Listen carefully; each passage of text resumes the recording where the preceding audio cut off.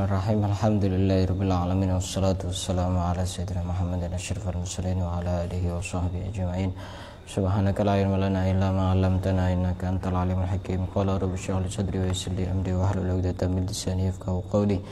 Nawaitu ta'alluma wa ta'liman ifada wal istifada wa tadhakkur wa tadhkir wa naf'a wal intifa wal hasara tamassuk bi kitabillah wa sunnati rasulih. والدعاء إلى الهدى والدلالة على الخير ابتغاء مرضاته وقربه وثوابه سبحانه وتعالى. قال المصنف رحمه الله تعالى ونفعنا به وبعلومه ومدنا بأسرار الدارين آمين. Akan kita lanjutkan membaca kitab Syarah Nasaihul Ibad yang dikarang oleh Asy-Syaikh Nawawi bin Umar dari Banten, Jawa Barat. Kita masih berada di bab yang ke-10, bab yang terakhir, dan sekarang kita memasuki makalah yang keberapa? Makalah yang keberapa? Ke-6. Makalah yang ke-6. Ke-5 sudah. Betul, ke-6. Makalah yang ke-6. Yang ke-5 sudah. Kok bisa tidak tahu semua? Sudah saya jelaskan. Bisa dilihat di YouTube atau Facebook ada itu. Wal maqalatu sadisatu. Maqalah yang ke-6. Qala alaihi salatu wassalam. Rasulullah sallallahu alaihi wasallam bersabda, "Asyratun min hadhil ummati hum kuffarun billahil azim wa yadhunnuna annahumul mu'minun." Ada 10 kelompok dari umat ini, umat Nabi Muhammad, mereka menyangka bahwa mereka adalah mukmin padahal mereka adalah kafir. Ada 10 kelompok, mereka mengira bahwa mereka adalah mukmin, orang yang beriman, padahal hakikatnya sebenarnya mereka adalah kafir. Siapa saja 10 kelompok itu? Yang pertama, al-qatilu li muslimin, orang yang membunuh orang muslim. Dia ngerasa mukmin padahal dia kafir. Membunuh tidak bisa dibenarkan. Membunuh yang bisa dibenarkan membunuh kepada siapa? Kisos. Terus perang. Jadi sebenarnya sejarah peperangan di dalam Islam itu bukan karena dia beragama kafir terus diperangi, bukan. Jadi salah besar kalau misalnya karena agama atau karena beda keyakinan kemudian dibunuh, dibom, ditembak atau dengan cara-cara yang lain. Sejarah di dalam Islam tentang peperangan itu karena mereka terlebih dahulu mengganggu ketenangan orang-orang Muslim, sehingga terjadilah peperangan. Di dalam Islam pun peperangan itu ada aturannya. Misalnya tidak boleh membunuh anak kecil, tidak boleh membunuh perempuan, tidak boleh membunuh orang yang sudah tua, tidak boleh merusak tanaman. Islam sebegitu rapinya mengatur segala hal yang berkaitan dengan aktivitas orang muslim itu sendiri, termasuk peperangan. Nah, orang yang membunuh sesama muslim itu, dia walaupun menyangka dirinya mukmin, orang beriman, tapi sebenarnya dia kafir. Auzimmiyin, atau membunuh kafir dhimmi. Kafir itu ada 2. Ada kafir harbi, ada kafir dhimmi. Kalau kafir harbi itu orang yang memang memerangi kepada orang Islam. Tapi kalau kafir dhimmi itu orang yang bisa hidup berdampingan dengan orang-orang Muslim dan tidak mengganggu. Seperti yang di sekitar kita itu namanya kafir dhimmi. Dia tidak boleh dibunuh dengan alasan karena agamanya berbeda, toh mereka juga tidak menyakiti, mereka tidak mengganggu, itu namanya kafir dhimmi. Tadi malam itu saya berkunjung ke salah satu tokoh dari agama Katolik di rumahnya. Ya intinya ya silaturahim, terus menjaga keakraban, menjaga kerukunan, menjaga perdamaian agar sesama umat beragama itu saling menghormati, saling menghargai, dan tidak saling mengganggu. Banyak cerita yang saya dapatkan tadi malam. Ini suami istri. Yang istri ini keluarga besarnya muslim, bahkan rata-rata haji. Yang perempuan ini. Yang laki-laki ini perjalanannya kecil itu dia Buddha, terus sampai usia SMP, SMA itu dia muslim, kemudian setelah lulus SMA dia beragama Katolik. Jadi apa? Orang itu hatinya orang itu yang pegang itu Allah. Kita itu tidak bisa menyadarkan dan memberi hidayah. Yang memberi hidayah itu Allah. Dia rumahnya di depannya musola. Rumahnya itu di depannya musola. Ya tapi semua itu sudah dipilih sama Allah. Dan kita tidak perlu untuk memandang rendah orang lain karena kita tidak tahu cerita hidupnya seperti apa. Memang dia sekarang mungkin non muslim, tapi bisa jadi nanti dia berubah menjadi mu'alaf, berubah masuk Islam, dan segala dosa-dosanya sudah dihapus sama Allah. Dia tidak sholat, tidak dianggap sama Allah. Karena apa? Karena sudah baru seperti bayi yang baru lahir. Sedangkan kita kan masih belum tahu apakah kita bisa mempertahankan keimanan dan keislaman kita sampai mati atau tidak. Karena ya untuk memuji dan menyanjung dan untuk mengagungkan orang itu tidak usah terlalu berlebihan. Karena penilaian akhir itu ketika dia sudah mati. Kalau sudah mati selesai, sudah. Nah ini baru ketahuan ini benar-benar baik apa tidak baik. Makanya kita tidak bisa menghakimi, tidak bisa mengklaim bahwa kitalah yang paling benar. Ya, walaupun kebenaran itu ada aturannya, cuma kita tidak tahu cerita orang itu seperti apa. Dan banyak cerita di sana. Intinya kita tidak membahas hal-hal yang sekiranya sensitif, yang ngobrol biasa, hanya sekedar silaturahmi. Dan dia juga paham bahwa kita itu punya aturan. Dan yang saya kagumi begini, kita bisa belajar dari orang lain itu juga bisa, dengan mengambil sisi-sisi positif di dalamnya.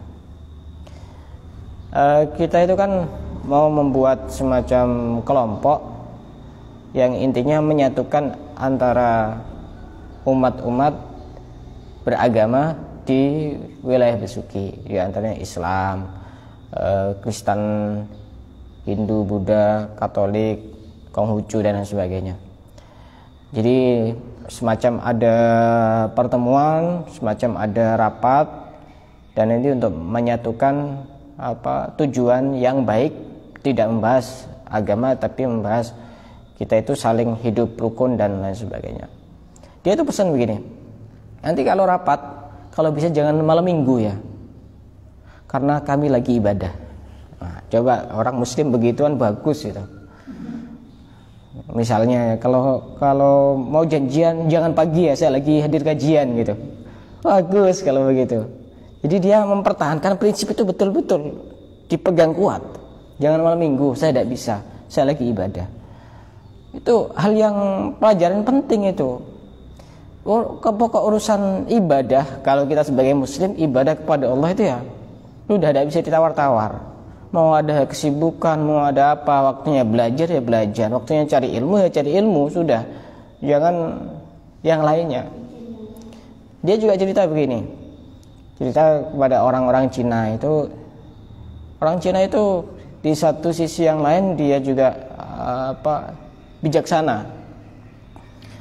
Jadi kalau urusan dia lagi di toko, dia tidak mau bahas apapun kecuali dagang bisnis. Kalau pengen lagi santai-santai di luar toko, itu dia cerita begitu. Dan memang begitu. Kalau kita misalnya lagi di masjid begitu, ya bahas yang baik-baik, bahas ilmu, zikir, baca Quran, i'tikaf. Kalau pengen bahas duniawi, di luar saja. Itu yang perlu untuk kita tiru. Dan setelah itu kita berkunjung dari satu toko ke toko yang lain. Tadi malam pulang sekitar jam berapa? Jam 11 kayaknya. Lagi pulang, kemudian ada lampu merah. Di situ ada pelajaran juga. Ada pickup itu ada tulisan. Kunci bahagia itu ada 2. Ini bukan hadis, bukan Al-Quran, tapi yang memberikan nasihat itu mobil pickup. Kunci bahagia itu ada 2. Dan menurut saya betul. Dari segi Islam itu betul, maknanya betul, walaupun itu bukan Al-Quran, walaupun bukan hadis. Kunci bahagia itu 2. 1, lepaskan yang menyakiti. 2, pertahankan yang mencintai. Nah. Nah, itu bisa dibuat status, tapi bawahnya bukan Quran, bukan hadis gitu. Tapi bagus itu, maknanya bagus. Nah, kalau ditanya riwayat dari siapa? Dari saya. Ke atasnya siapa? Dari mobil pickup. Begitu. Jadi orang yang membunuh sesama muslim atau membunuh orang kafir dhimmi, kita harus menghormati mereka karena mereka tidak mengganggu. Maka itu mereka walaupun menyangka mukmin, beriman, tapi sebenarnya dia kafir. Kedua, wasahiru, dan tukang sihir, dukun-dukun itu, tapi dukun dengan makna yang khusus, karena juga ada dukun bayi. Ya dukun bayi tidak sampai lain. Tukang sihir itu ya dukun-dukun yang memang suka menyakiti orang lain. Dan sihir itu kita harus yakin ada. Di Indonesia itu kalau sihir itu ada beberapa istilah, ada santet, ada teluh, ada guna-guna, ada pelet, ada apa macam-macam, banyak. Itu nama-nama istilah-istilah sihir di Indonesia, dan kita harus yakin ada. Wa ma kafara Sulaiman walakinna syayatina kafaru yu'allimuna an-nasa as-sihr. Yang mengajari manusia itu adalah setan. Mengajari apa? Mengajari sihir. Dan sihir itu macam-macam, jenisnya itu macam-macam. Ada sihir itu yang memang bertujuan untuk mengacaukan pikiran. Jadi dia itu pikirannya itu berantakan, gampang galau, gampang resah gelisah begitu. Kadang juga ada yang model itu mengacaukan ini, ada semacam bisikan-bisikan begitu. Dan sihir itu juga medianya bermacam-macam. Ada yang pakai media benda mati seperti rambut, kuku, foto, bekas-bekas pakaian, bekas-bekas pembalut dan sebagainya, itu bisa dipakai untuk media sihir. Makanya hati-hati kalau potong rambut, terutama kalau potong di salon. Karena rambut perempuan itu lebih mudah ditemui daripada rambut laki-laki. Ya. Di Kuah Lodeh ada rambutnya perempuan. Di Kuah Rawon ada rambutnya perempuan. Kuah soto ada rambutnya perempuan. Nasi Padang ada rambutnya perempuan. Hati-hati. Pengalaman soalnya. Kadang ada yang panjang itu. Kok bisa itu? Ya seperti itu ya. ya tetap dimakan, tapi rambutnya dibuang. Enggak, saya kok udah habis pikir itu gimana caranya kok bisa panjang, bisa masuk ke situ itu. Apa waktu lagi masak diginikan atau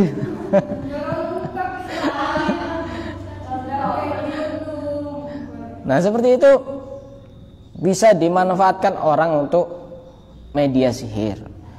Kadang ada yang medianya itu pakai benda-benda hidup. Kadang-kadang misalnya ada bola api tiba-tiba ke rumah seseorang, dan itu ada seperti itu ada. Kadang ada semacam benda jatuh dari atas genteng langsung buk gitu. Itu juga salah satu tanda-tanda sihir. Sering mendengar seperti itu, termasuk gejala-gejala ada sihir seperti itu. Dan makanya di dalam Islam itu sangat memperhatikan hal-hal yang seperti itu. Misalnya kalau potong rambut itu sunnah untuk dikubur. Potong kuku itu juga sunnah untuk dikubur. Maka biar tidak menjadi hal yang membahayakan, itu salah satu caranya menjalankan ajaran-ajaran dan aturan-aturan di dalam Islam. Dan Rasulullah pun pernah disihir. Tapi kita jangan salah mengambil kesimpulan, Rasulullah kok disihir. Itu sebenarnya tujuannya agar mengajarkan kepada kita sebagai umatnya bagaimana caranya mengatasi sihir. Dan kita harus percaya bahwa sihir itu ada. Jadi waktu itu Rasulullah itu punya pembantu, seorang Yahudi yang masih muda. Kemudian Yahudi ini dimanfaatkan oleh orang Yahudi yang lain. Kamu nanti ambil rontokan rambutnya Rasulullah sama sisir-sisirnya itu. Sudah dikasih imbalan. Hanya diambillah rontokan rambutnya Rasulullah itu sama sebagian sisir itu. Dibawalah ke dukun-dukun Yahudi itu. Nah itu diikat, disisir itu, kemudian dikasih jampi-jampi, mantra-mantra. Setelah itu ditaruh di sumur namanya sumur Darwan. Ini dukunnya namanya Labid bin Asom. Kemudian setelah itu dibungkus pakai semacam pelepah kurma. Dan waktu itu Rasulullah itu kebingungan. Beliau itu merasa sudah melakukan sesuatu padahal belum, atau beliau itu merasa belum melakukan sesuatu padahal sudah. Seperti itu gambarannya itu. Kadang orang itu memang kadang bingung gitu. Setelah itu beliau tidur dan mimpi, di situ ada 2 malaikat. Makanya salah satu cara kita ngambil pelajaran dari hadis ini hadis. Kalau orang itu merasa terindikasi kena sihir, kena santet, kena kiriman-kiriman dari orang begitu, sholat 2 rakaat, kemudian minta kepada Allah, berdoa kepada Allah, ya Allah, tampakkan saya di dalam mimpi ini ada di mana, apa letak kiriman-kirimannya itu. Jadi di dalam mimpi itu ada 2 malaikat, satu duduk di sebelah kepalanya Rasulullah, satunya di kakinya Rasulullah. Kemudian malaikat satu bertanya, ini Rasulullah kenapa sedang disihir? Dijawab oleh malaikat itu, siapa yang nyihir? Labid bin Asom. Di mana letak kiriman sihirnya? Oh, di sana, di sumur Darwan. Nah, ini Rasulullah terbangun dan memerintahkan salah satu sahabat untuk ngambil ikatan rambut itu di sumur Darwan. Dan setelah itu dibacakan surat Al-Falaq dan An-Nas. Setelah itu turun surat Al-Falaq An-Nas itu. Dan setelah itu Rasulullah langsung sehat seperti sedia kala. Jadi memang begitu orang kena sihir itu. Jadi selama bendanya itu tidak diambil, tidak dimusnahkan, dia masih belum sembuh. Walaupun sudah diruqyah berkali-kali, bahkan 100 kali, tidak kira sembuh. Kalau bendanya itu masih belum diambil dan dimusnahkan. Dan kita harus percaya, kalau seandainya Rasulullah tidak disihir, kita kan tidak tahu, tidak mengenal surat Al-Falaq, tidak mengenal surat An-Nas, dan bagaimana cara mengatasi itu. Dan orang baik ketika mendapatkan perlakuan yang tidak baik tidak menurunkan derajat kebaikannya dia. Oh, Rasulullah kok bisa disihir? Beliau kan manusia termulia. Tidak ada hubungannya sama itu. Terus orang baik masa tidak bisa mungkin disakiti begitu? Ya bisa-bisa saja. Jadi tidak usah heran. Kenapa ya saya kok diserang sama ini fulan bin fulan? Ya Rasulullah saja kena, apalagi kita-kita begitu. Yang penting waspada. Tukang sihir itu walaupun dia merasa dirinya mukmin, padahal sebenarnya dia kafir. Yang ketiga, ad-dayyus alladzi la yagharu ala ahli. Dayyus itu kalau bahasa kasarnya di Indonesia itu semacam germo. Walaupun ini tidak mesti germo. Dayyus itu pengertiannya orang yang tidak cemburu kepada keluarganya, baik itu istrinya, anak perempuannya, atau saudara perempuannya. Misal satu contoh begini, tidak cemburu itu semacam tidak peduli begitu loh.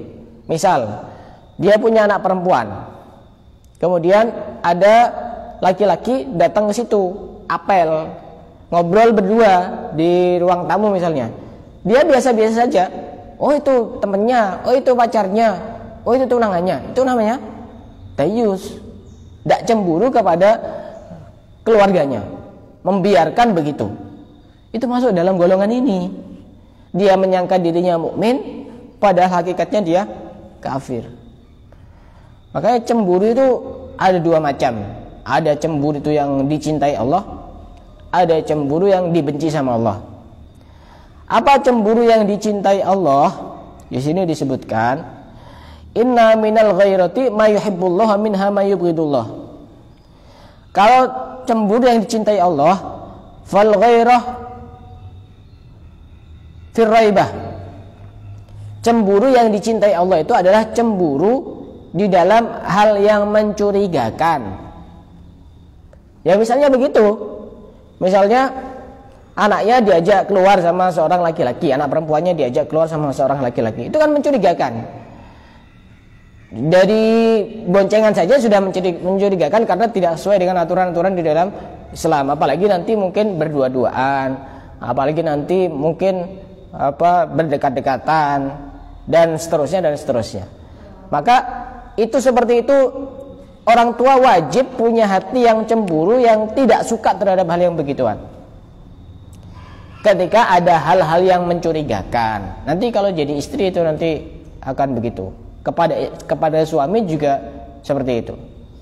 Ada cemburu itu yang dibenci oleh Allah ketika hal itu tidak ada hubungannya dengan hal yang mencurigakan. Misal satu contoh begini. Misal punya suami seorang ustadz, misalnya ya, seorang ustadz. Ustadz itu kan tugasnya banyak. Di antaranya nemui tamu yang bermacam-macam. Misal nemui tamu, di situ tamunya perempuan. Selama itu di ruang tamu, misalnya pintunya dibuka dan di situ juga ada orang, misalnya ada seorang perempuan kecemburu, itu cemburu yang tidak bagus karena tidak dalam kategori yang mencurigakan. Atau misalnya suaminya ustadz ngajar, ngisi kajian di sekolah, yang di situ ada laki, ada perempuan. Oh itu nanti khawatir begini dan begitu.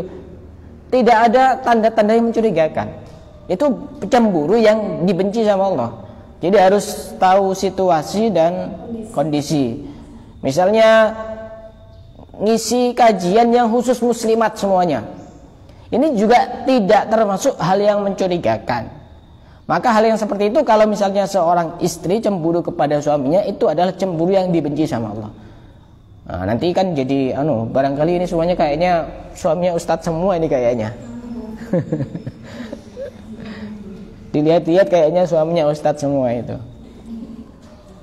Bisa jadi tidak usah nyari ustadz karena sudah diajari sama suaminya sendiri.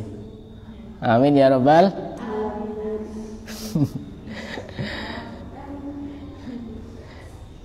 Nah itu dajjus, itu termasuk orang yang merasa dirinya mukmin padahal dia sebenarnya kafir. Itu tadi cemburu ada dua. Sombong itu juga ada yang dibenci, ada yang dicintai sama Allah. Apa sombong yang dicintai Allah? Sombong dalam berperang. Perang, dia harus sombong. Saya ini orang yang kuat, kamu tidak ada yang bisa ngalahkan saya. Jangan, monggo silakan kalau membunuh gitu. Insya Allah kalah semua itu. Misalnya disuruh, silakan serang saya, misalnya musuhnya begitu. Nggak, saya mau tawadhu gitu. Insya Allah itu. Nggak sampai sejam sudah ludes semuanya. Oh ini orangnya tawadhu semua, ini kayaknya pasrah, ya sudah kita bunuh semuanya. Nggak bagus itu tawadhu ketika berperang. Wajib sombong. Sombong yang dicintai yang kedua, sombong dalam hal urusan sedekah. Misalnya, tapi tidak riya ya, tidak riya. Ada orang, ada pembangunan masjid, satunya nyumbang 100.000 ya, dalam sebuah perkumpulan begitu. Siapa yang mau nyumbang? Saya 100.000. Saya 1 juta misalnya. Tapi tujuannya itu untuk mengasih semangat, motivasi kepada orang lain, bukan sombong dalam artian yang negatif. Itu tidak ada masalah. Memotivasi tidak ada masalah. Yang seperti yang saya contohkan, dulu guru saya ketika di pondok itu, ketika hari Jumat itu kan ada kotak itu, kotak berjalan muter gitu, yang pengen naruh uang itu. Kemudian kalau guru saya, pengasuh saya itu kasih amplop dan dikasih tulisan nama. Setelah selesai Jumatan itu dibuka dan itu sudah ada amplopnya, cuma 1 itu, yang lainnya tidak ada, uang biasa begitu. Ini kalau seandainya beliau itu tidak ngasih amplop dan tidak dikasih nama, kita tidak tahu beliau itu naruh berapa, 1.000, 2.000, 5.000 atau berapa. Ternyata di situ ya uang yang merah-merah itu. Jadi ingin mengajari kepada murid-muridnya, kepada santri-santrinya bahwa beliau sudah mencontohkan terlebih dahulu. Begitu. Itu yang seperti itu tidak ada masalah, tapi asal hatinya benar-benar ikhlas, tidak karena riya. Dan dayus itu bahasa lainnya syukur. Syukur itu dia ibadahnya tidak diterima oleh Allah, baik ibadah sunnah maupun ibadah wajib. Itu dia tidak diterima. Dan dia termasuk orang yang kafir walaupun dia menyangka dirinya mukmin. Banyak seperti itu. Jadi dalam istilah kasarnya itu, germo itu tidak harus di tempat-tempat lokalisasi. Kadang di setiap rumah itu ada germo, ada istilahnya kalau laki-laki itu germo, ya germo. Kalau perempuan itu biasanya dipanggil mami atau apa gitu. Ada bahasa lain juga, ada namanya mucikari, macam-macam gitu. Perdagangan manusia. Tapi tetap kita tidak boleh memandang rendah orang lain. Banyak sekali contoh-contoh kisah-kisah dulu wali-wali yang asalnya pekerjaannya seperti itu, tapi kemudian diangkat oleh Allah menjadi wali. Di antaranya siapa namanya itu? Fudail bin Iyad. Itu seorang pembegal. Seorang pembegal mau begal mau mencuri, ngerampok di rumahnya orang, tiba-tiba ada seorang perempuan yang membaca ayat Al-Qur'an, alam ya'ni lil ladina amanu an tahsya'a qulubuhum li dzikrillah. Langsung bergetar, langsung hatinya merasa seakan-akan mendapatkan hidayah dan langsung dia beriman. Padahal asalnya anggap preman-preman gitu. Termasuk juga namanya Hasan Al-Basri yang suka goda perempuan kemana-mana begitu.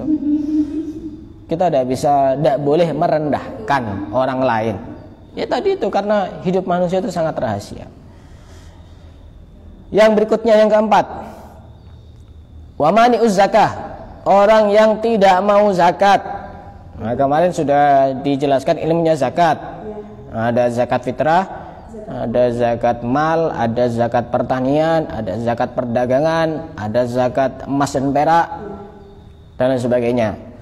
Orang yang tidak mau zakat, walaupun dia menyangka dirinya mukmin, hakikatnya dia sebenarnya kafir yang tidak mau zakat. Yang berikutnya, orang nanti itu siksanya orang yang tidak zakat itu. Jadi Allah menyiapkan semacam lempengan-lempengan begitu, dipanaskan di dalam api neraka jahanam, kemudian digunakan untuk nyetrika. Disetrika keningnya, kemudian disetrika punggungnya, disetrika perutnya. Setelah itu dingin, kembali lagi seperti semula. Dan setrikanya tidak lama, cuma 1 hari. 1 hari itu tapi miqdaruhu khamsina alfasana, 50 tahun. 1 hari itu sama dengan 50 tahun. Sampai kapan? Sampai nanti diputuskan dalam sebuah pengadilan akbar di akhirat. Kemudian dia diputuskan apakah menuju ke surga atau ke neraka. Yang berikutnya nomor berapa? 5. Wasyaribul khamri, dan orang yang suka minum minuman keras. Orang yang suka minum minuman keras itu nanti pada hari kiamat digambarkan dia botol-botolnya itu digantungkan, dikalungkan di lehernya, kemudian gelasnya itu dipegang di tangannya, dan waktu itu dia baunya sangat busuk, bahkan lebih busuk daripada apapun yang paling busuk di dunia ini. Dan dia akan dilaknat oleh setiap orang yang melewati dia dari makhluk-makhluknya Allah. Itu orang yang suka minum minuman keras, naudzubillah. Sekarang ini kadang masih muda, masih usia sekolah sudah ada yang minum minuman keras, termasuk dosa besar. Jangan sampai naudzubillah. Naudzubillah min dzalik. Yang keenam, wa man wajaba alaihil hajj falam yahud. Orang yang punya kewajiban haji tapi dia tidak haji. Kaya, ditunda-tunda terus. Dia umroh berkali-kali tapi dia tidak haji. Dia keliling rekreasi ke luar negeri, ke Hong Kong, ke Thailand, ke Cina, ke Amerika, ke Paris, ke mana saja misalnya, tapi dia tidak haji. Walaupun tidak punya kemampuan pun, tetap wajib niat di dalam hati, ya Allah saya pengen haji. Wajib itu, walaupun tidak mampu. Karena nanti kalau dia mati sedangkan tidak ada keinginan haji sama sekali, dia berdosa. Walaupun dia masih belum mampu, berdosa. Maka kita wajib untuk ingin haji itu wajib, walaupun masih belum mampu. Pokoknya bismillah. Bahkan di daerah Situbondo itu ada seorang nenek yang sudah tua, itu bisa berangkat haji. Bahkan setiap tahun itu dia kurban, padahal termasuk ekonominya sangat rendah di Situbondo. Ada. Makanya haji itu benar-benar panggilan. Saya pernah dapat cerita sekitar 3 bulan yang lalu mungkin. Ada orang haji, benar-benar panggilan. Ada orang umroh, pokoknya ke Mekah Madinah itu benar-benar panggilan. Dia ternyata setelah nyampe sana sakit, jadi belum sempat untuk ke Mekah ke Madinah, langsung masuk rumah sakit. Setelah masuk rumah sakit beberapa hari dan sudah lumayan mendingan, dan itu jadwalnya sudah waktunya pulang. Jadi setelah turun dari rumah sakit dia langsung pulang pakai pesawat itu, dan tidak umroh, tidak ke Mekah, tidak ke Madinah, tidak ke Masjidil Haram, tidak ke Masjid Nabawi. Jadi cuma singgah ke sana, transit ke rumah sakit dan pulang. Benar-benar panggilan walaupun sudah nyampe sana. Kalau tidak dipanggil ya tidak bisa. Makanya kita berharap agar dipanggil oleh Allah. Dipanggil ke Mekah dan Madinah, jangan dipanggil menghadap karena masih belum siap. Yang berikutnya, wasa'i fil fitan, orang yang suka menyebar berita fitnah. Hati-hati, jangan suka nyebar pesan-pesan hoax. Harus dicari tahu dulu asal usulnya, sumbernya. Prinsipnya, kalau kita mau nge-share itu, tanya dulu, ini manfaat atau tidak? Ini pertanyaan pertama. Kalau jawabannya manfaat, kira-kira maslahat apa enggak kalau disebarkan sama orang. Kadang ada yang sesuatu itu manfaat benar, tapi tidak manfaat kalau disebarkan, karena bisa menimbulkan perpecahan. Jangan sampai kalau begitu. Tidak setiap yang benar boleh untuk disebarkan, tapi kalau sekiranya manfaat silakan. Kalau tidak usah. Sekarang sudah banyak fitnah bertebaran di mana-mana, ada yang bahas isu nasab macam-macam. Tapi intinya kita harus berpegang teguh kepada ajaran ulama-ulama kita Ahlus Sunnah wal Jamaah, dan jangan sampai terpengaruh dengan isu-isu yang tidak jelas. Menyebar berita hoax, menimbulkan orang itu menjadi berselisih, menjadi rame, menjadi ribut gara-gara kita menyebarkan fitnah. Dia menyangka dirinya mukmin, padahal hakikatnya dia kafir. Yang berikutnya, wabai'us silah min ahlil harbi. Orang yang menjual senjata kepada orang yang mau perang. Artinya di sini digunakan untuk kejahatan. Tidak boleh. Memfasilitasi, misalnya jual tembak, pistol, senjata, pedang, pisau, parang, samurai dan sebagainya, tapi digunakan untuk kejahatan. Maka hal yang seperti itu dia termasuk orang kafir walaupun dia menyangka dirinya mukmin. Yang kesembilan, wanakihul mar'ati fi duburiha. Seorang suami yang berhubungan badan dengan istrinya tapi lewat duburnya, lewat jalan belakang, itu dia kafir walaupun dia menyangka dirinya mukmin. Makanya jangan aneh-aneh lah. Sudah ada jalannya masing-masing. Makanya di dalam Al-Quran itu nisa'ukum harthul lakum fa'tu harthakum anna syi'tum. Istri-istri kalian itu adalah ladang. Ya, kalau pengen menanam di ladang, ya di ladang itu, jangan di pinggir jalan. Tidak kira tumbuh. Jangan sampai ikuti orang-orang barat yang mungkin menyebarkan hal-hal yang tidak sesuai dengan ajaran Islam. Jangan diikuti begitu. Tidak boleh. Mohon maaf, ini hal yang jorok, tapi tidak ada yang jorok dalam urusan ilmu. Yang tidak boleh itu menggauli istrinya lewat jalan belakang. Tidak boleh. Dimasukkan ke jalan belakang. Saya pakai bahasa isyarat, semoga paham. Karena ada yang tidak paham juga. Ada yang tidak paham juga. Saya pernah ngisi satu acara NU di Jetis, itu usianya sekitar SMA, SMP begitu. Waktu itu saya membahas puasa kemarin, hal-hal yang membatalkan puasa. Di antara hal yang membatalkan puasa itu jima. Saya tanya, tahu jima? Coba yang tidak tahu angkat tangan. Ada sekitar 6 orang itu tidak tahu. Masih polos. Ya mungkin masih polos, atau dia itu hidupnya di atas gunung atau di tengah hutan, atau tidak tahu itu. Betul-betul tidak tahu itu. Makanya harus benar-benar dijelaskan. Kalau misalnya, mohon maaf ini hal yang jorok, tapi urusan dengan ilmu tidak ada yang jorok. Kalau misalnya seorang suami menggauli istrinya lewat belakang, tapi yang dituju depan, itu tidak ada masalah.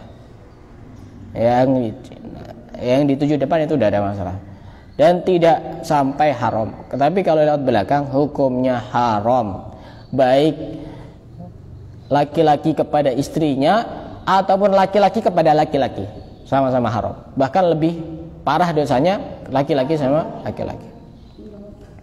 Tidak boleh. Itu namanya homo, tidak boleh.